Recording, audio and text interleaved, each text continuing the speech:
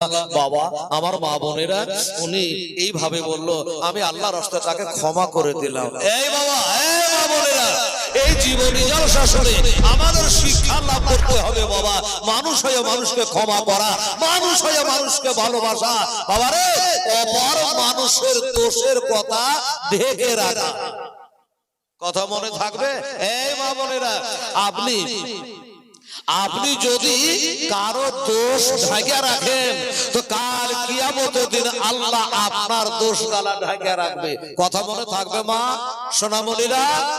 কারো বদনাম যদি আপনি করেন আপনার বদনাম হয়ে যাবে কিয়ামতে। দাদুরা, আমার ভাইরা, আমার আব্বা জানেরা, এই শিক্ষা আমাদেরকে নিতে হবে যে আমরা মানুষ হয়ে মানুষকে ক্ষমার দৃষ্টিতে দেখব, ক্ষমা করা শিখবো। মানুষ হয়ে মানুষকে বুকে একটু জায়গা দেওয়ার চেষ্টা করব। মানুষ হয়ে মানুষকে ভালোবাসা আমরা নেব।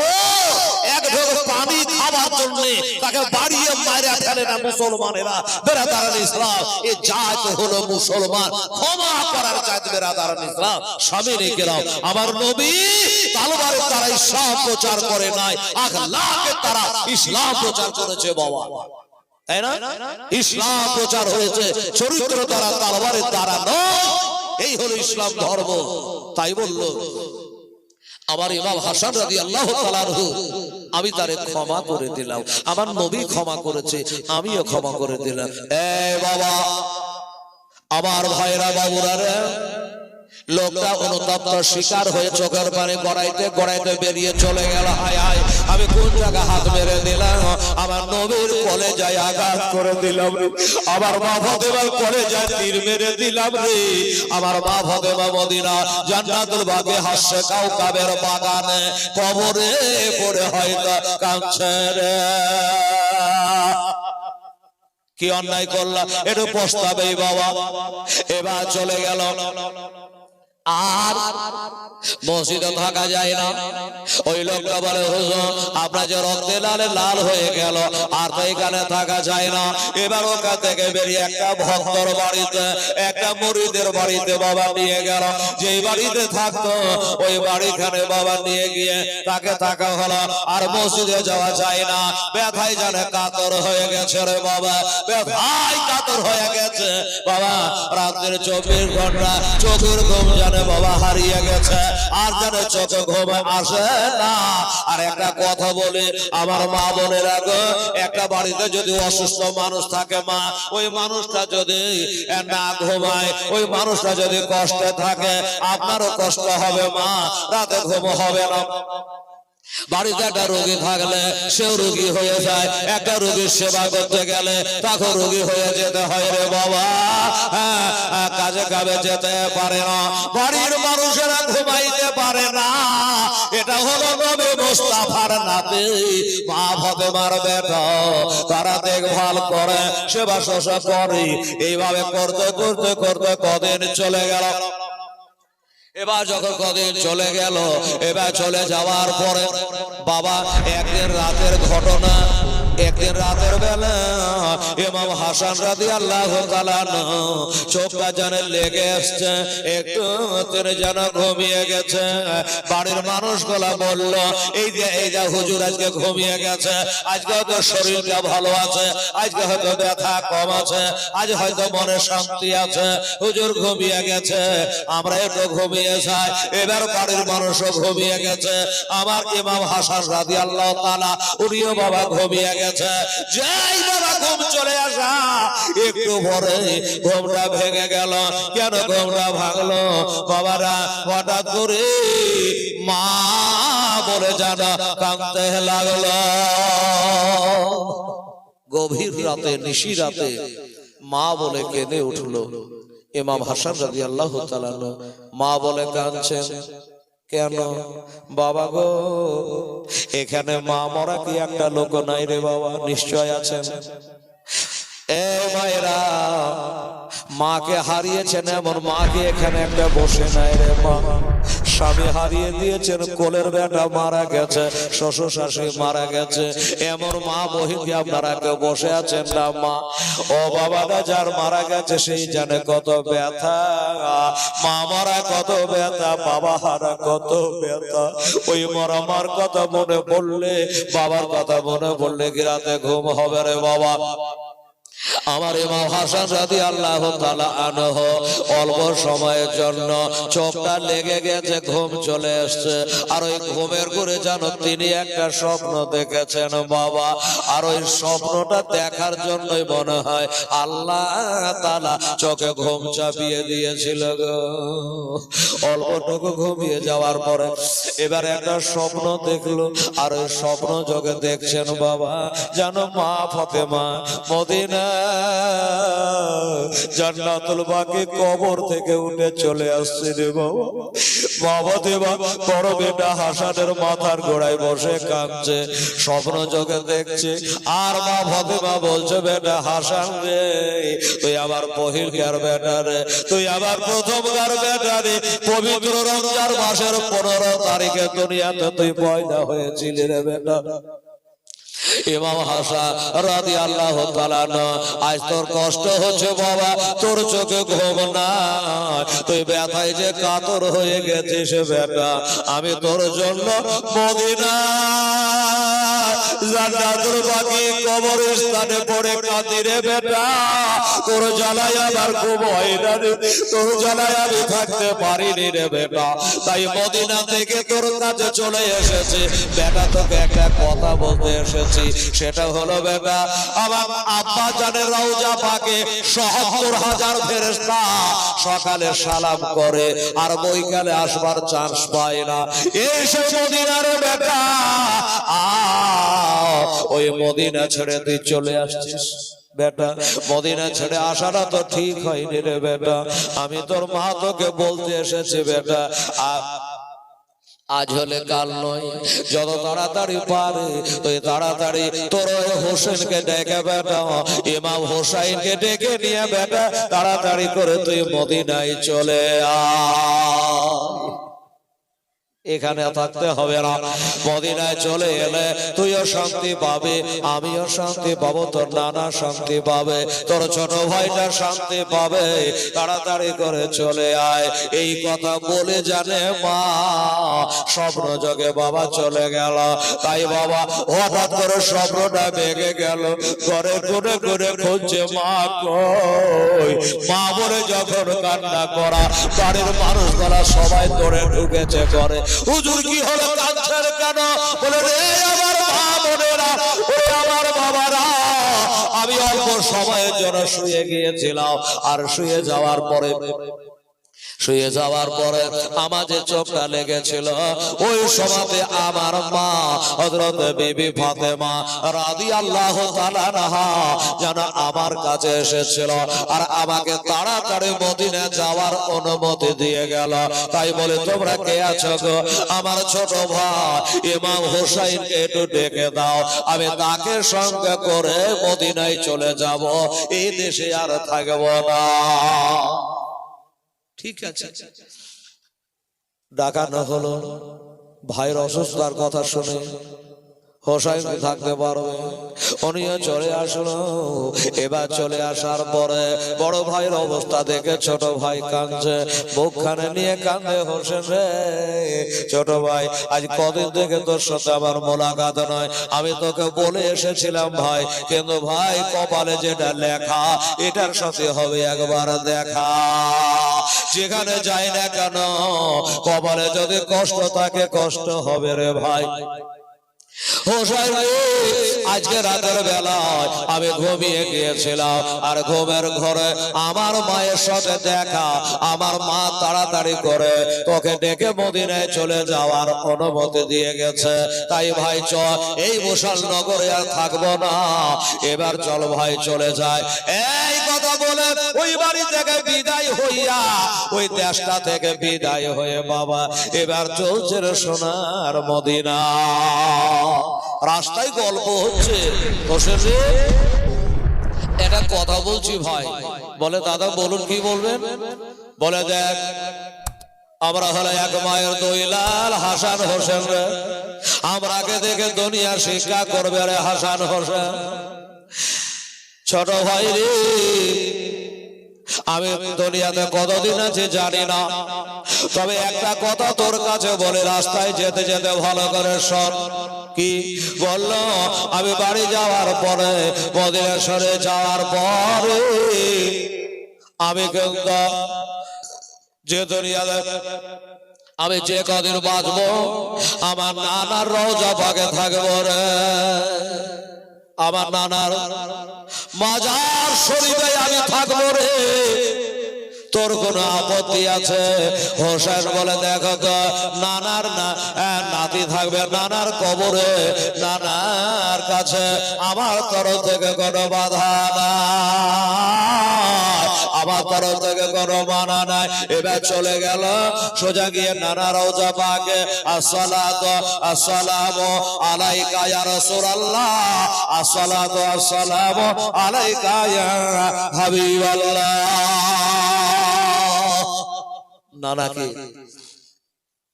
নানাকে সালাম করে নানা রওজা পাকে গিয়ে বাবা এক পাশে থাকতে লাগলো।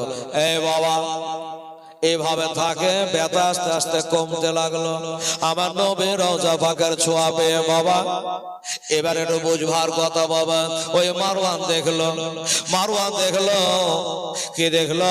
মারওয়ান দেখলো ইমাম হাসান তো কেন মারা গেল না, আবার মদিনায় চলে আসছে। আবার বাবা ওই মারার চেষ্টা চালাতে লাগলো। এইভাবে চালাতে বাবা চেষ্টা চালিয়ে যায়, তবে হায়াত থাকতে মরণ হবে না রে বাবা। এইভাবে থাকতে একদিন ইমাম হোসেন বলল, বড় ভাই একটা কথা, এই যে আপনার কাটা জায়গায় মনে হচ্ছে যেন রসানি চলছে, তো আমি বলছিলাম এই পবিত্র ধামে এ নবীর রওজা পাকে না থেকে চলুন আপনাকে একটু বাড়ি নিয়ে চলে যাই, এটাই আমি মনে করছি, যদি মনে কিছু দুঃখ না করে। আমার ইমাম হাসান বলল, ছোট ভাই তুই আমার ভাই, তুই কি আমার খারাপের জন্য বলবি, আমার ক্ষতির জন্য বলবি? ভাই চল, তবে বাড়ি যেতে পারি। ইমাম হাসান বলল, আমি যাবো ঠিকই, কিন্তু একটা কথা, সেটা হলো আমি যে কদিন দুনিয়াতে বাঁচবো আমি কিন্তু হোসেন তোর ঘরে থাকতে চাই। বলো ঠিক আছে, আমার ঘরে থাকবে। বড় ভাই ছোট ভাইয়ের ঘরে থাকবে, তাদের কারো কোনো আপত্তি থাকতে পারে বাবা না? আমার ভাগ্য ছাড়া ভাগ্য নয়, আমার বাপ তুল্য বড় ভাই আমার ঘরে থাকবে, আমার কোনো আপত্তি না। এবার নিয়ে গেল, ঘরে জায়গা করে দেওয়া হলো। এবার জায়গা করে দিয়ে বাবা থাকতে আস্তে আস্তে জানে অবনতির দিকে চলে যাচ্ছে, আস্তে আস্তে বাবা অবনতির দিকে চলে যায়। উন্নতির দিকে সময় হয়ে আসছে রে বাবা, আর দুনিয়াতে বাঁচবে না। ও বাবারা ভাইরা, আমার ভাইরা, এইভাবে দেখতে সময়কে পার হয়ে গেল। আবুল কাসেমের মা হাসের বানো, এই হাসের বানো রাদিয়াল্লাহু তাআলা আনহা ইমাম হাসানের বিবি, আবুল কাসেমের আম্মা মা ফাতেমার বৌমা। উনি বলল, জয়নব রে তোরা আজকে একটু দেখভাল করবি, আমার স্বামী উন্নতি হয় না শুধু অবনতি, এই জন্য আজকে রাতে আমি বাড়িতে থাকবো না, তোরা একটু দেখভাল করবি। বলে, বাবু তুমি কোথায় যাবা? বলে, আজকে রাতের বেলায় আমার নবীর রওজা পাকের কাছে যাব, আর নবীর রওজা পাকের জালের দূরে দাঁড়ায় আল্লাহর কাছে দোয়া মাগবো, আমার স্বামীকে আল্লাহ ভালো করে দেয়। তোমার নবীর রওজা পাকের ওসিলা করে বলে, এই মায়েরা, আমার নবীজি বলেছে রে মা, ইন্নার জান্নাত তাহতা দেবে যাও জাগে, বিবাহিতা নারীদের বেহেশত হলো তার স্বামীর পদতলে। তাই বলল, স্বামীর জন্য দোয়া করতে গেছে, আল্লাহ আল্লাহ আমার স্বামীকে যদি হায়াত থাকে আল্লাহ ভালো করে দাও। আমি এই বলে আল্লাহর কাছে আর চোখের পানি ছড়াইয়া আমি কান্না করব, বাড়িতে থাকবো না, আমাদের দুশমনের শেষ নাই, আজকে রাত্রিবেলা থাকবো না, কেউ যেন দুশমনে করে না দেয়, তোরা একটু দেখভাল করবে। এই কথা বলি হাসের মানুষ চলে গেল আমার নবীর রওজায়ে পাক। এর কাছে দোয়া করার জন্য। আর ওই রাতে বাবা আমার মায়েরা বোনেরা ওই রাত্রে বেলাতে উনি তো ফজরের আগে আগে ঘরে চলে আসবে। ওই রাত্রে বাবা ওই বিষটা দেওয়া হয়েছিল খেজুরের সঙ্গে, মদের সঙ্গে, খাবারের সঙ্গে একবার একবার করে দেওয়া হয়েছিল। বাবা কাজ হলো না। এবার যখন দেখলো ওই রাত্রে আমার ইমাম হাসান রাদিয়াল্লাহু তাআলা একটু যেন ঘুম চলে গেছে, একটু নিদ চলে গেছে বাবা, বাড়ির মানুষগুলা সবাই ঘুমিয়ে গেছে। ওই বাবা দুশমনে এসে একটা বিষের সখিনে বাবা পড়ে নিয়ে আসলো। হীরকচূর্ণ জহর নাম হয়তো শুনেছেন মা। এ করাবি হীরার গুড়াকে গুলি বানিয়ে হীরকচূর্ণ জহর চুলের খোপার মধ্যে ভরে নিয়ে আসলো। এবার চুলের খোপার মধ্যে বিষের বড়িটাকে নিয়ে আসা দেখে ইমাম হাসান শুয়ে আছে। ওদিকে সবাই তো ঘুম চলে গেছে। কি করা যায়? এই বিষের বড়িটা কোনটা খাবারের সঙ্গে দেওয়া যায় চিন্তা ভাবনা করলো। খেজুরের সঙ্গে দেওয়া যাবে না, কোরবার সঙ্গে দেওয়া যাবে না, অন্য খাবারের সঙ্গে দেওয়া যাবে না। মানুষ সকাল বেলাতে ঘুম থেকে ওঠার পরে খেজুর খায় না, কোরমা খায় না, খাবার খায় না, আগে পানি লাড়ে, আগে পানি ব্যবহার করে। যার কারণে ওইখান করে একটা কলসি আছে বাবা, পানির কলস আছে। তো কলসির মুখটা সুন্দর করে টাইট করে একটা পাতলা কাপড় দিয়ে বাঁধা আছে। তো মনে করল যে বিষের বড়িটা যদি পানির বড়িতে ছেড়ে দিতে পারি তাহলে বিষের শরবত হয়ে যাবে। আর এই বিষ পার করে মা ফাতেমার বড় বেটা ইমাম হাসান তিনি শহীদ হয়ে যাবে। বাবা গো, কিন্তু বিষের বড়িটা কিভাবে দেওয়া যায়? হাসান কাশেমের মা খুব চালাক চতুর মেয়ে, চালাক চতুর মেয়ে। এই বিয়ে কলসির মুখটা যে কাপড় দিয়ে বেঁধে রেখেছে, এইটা যদি আমি গিট গালা খুলি আর খুলে যদি বিষের বড়িটা ভরে দিই আর যদি কোনো চিনহারে দিয়ে বাঁধা থাকে তাহলে এই পানি আর ব্যবহার করবে না, আর কাজ আমার হবে না। যার কারণে ওই কলসির মুখের বাঁধনটা আর খুললো না। শুকনা বিষের বড়ি চুলের খোপা থেকে বাহির করে বাবা এবার ঘুষতে আরম্ভ করলো। আর যখন ঘুষে তখন গুঁড়া হয়ে ওই যে মা বোনেরা বাবা ময়দা চালে, আটা চালে, চালন দিয়া জর্জর করে নিচে আটা গোলা পড়ে যায়। ওই রকম ওই পাতলা কাপড়টার উপরে শুকনো বিষের বড়িটাকে ঘষতে লাগলো রে বাবা।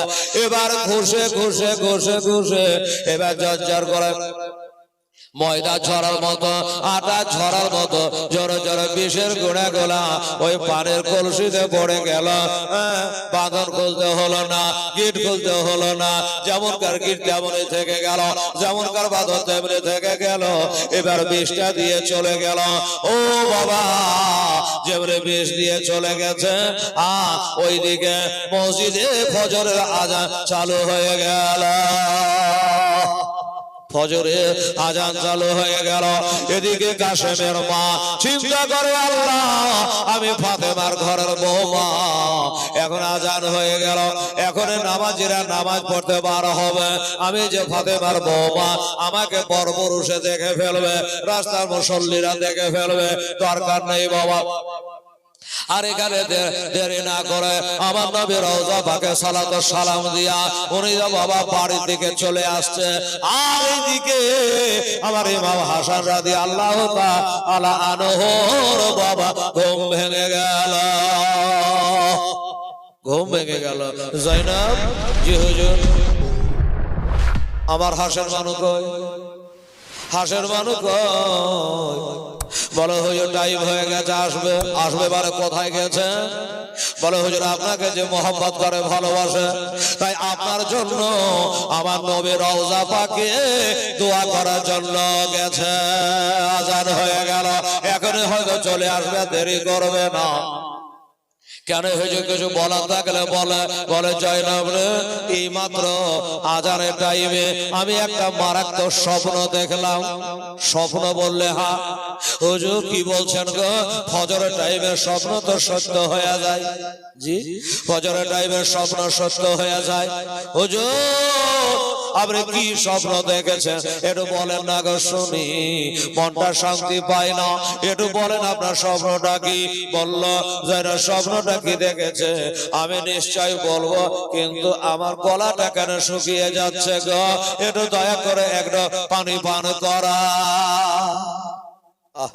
একটু পানি পান করাও, আমি একটু পানি পান করে তারপরে আমি কি স্বপ্নটা দেখলাম তোমাকে বলবো। এই বাবা পানির কলসি তো সামনে আছে, আপনাকে বললাম বিষ মাখানো আছে, বিষের শরবত হয়ে গেছে, তাছাড়া সন্ধ্যা রাতের পানি বাসি হয়ে গেছে, ঠান্ডা হয়ে গেছে।